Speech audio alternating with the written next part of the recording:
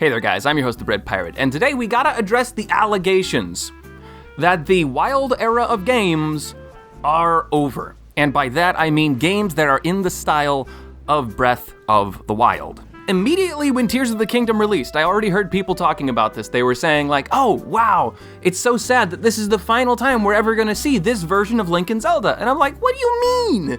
There's absolutely no guarantee that's happening. We could very well see them in the next game. And sure enough, we had Age of Imprisonment come out, but I mean in a mainline Zelda game. Now, Zeltic recently made a video, which I lovingly stole the thumbnail from, in which he basically proposes that the Wild Era games are over and we should reflect back on them and consider how awesome they were. But the reasoning he believes this is because of an interview with Aonuma, where Aonuma was asked whether it was possible for there to be another sequel or a new setting for a new Zelda game, and Aonuma said this, quote, "We don't have plans for additional content this time, because we feel we've exhausted the possibilities for creating new experiences within that world. The reason we made this a sequel to the previous game in the first place was because we believed new gameplay experiences held value within that Hyrule setting.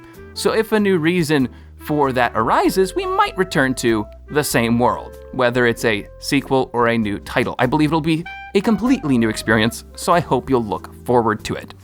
The key detail here is that they don't want to reuse the same Hyrule, but they may very well use a different location within that world. Furthermore, there's another interview which a lot of people aren't talking about that was done with Game Informer, and on that interview it says, "I think a lot of people share the viewpoint that Ocarina of Time was kind of a starting point for one era of Zelda games, laying the foundation for the several titles that came after it.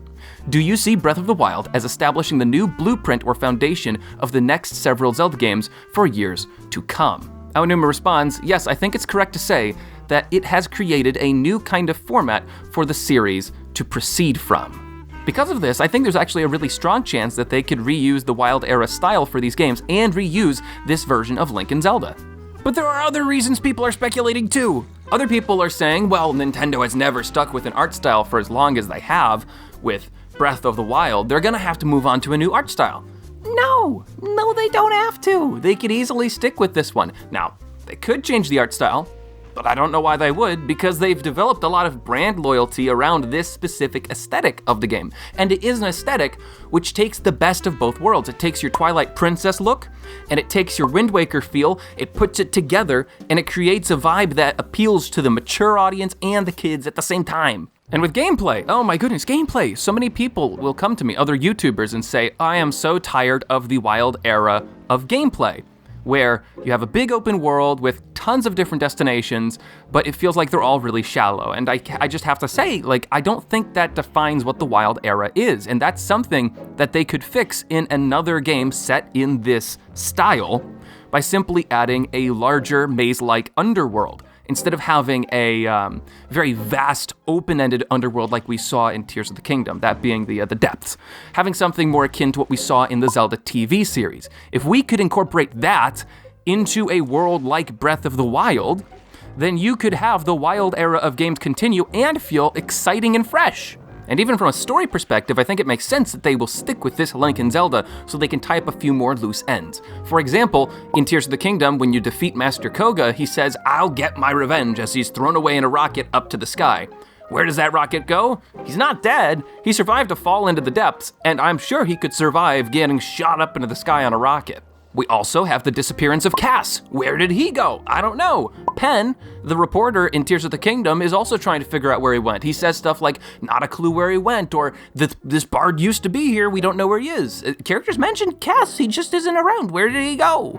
And then we also have the fiancé of Sidon. This chick who comes out from another Zora's domain, aside from the one in Hyrule. Where is that located? There are a lot of loose ends in Tears of the Kingdom that could be resolved in a different game, and I think they're trying to set that up and show us that, hey, there's another Zelda game that's going to be happening soon, and it's going to be set with these characters again. Yeah, I don't know, it's just been on my chest for like the last 2 years, and I don't get it why people are so insistent that they're going to remove the Wild Era. I think there's a 50-50 chance. They could easily stick with it, or they can move on. Don't be so certain of yourself, guys. Second guess yourselves. And until I see you next time, have fun storming the castle.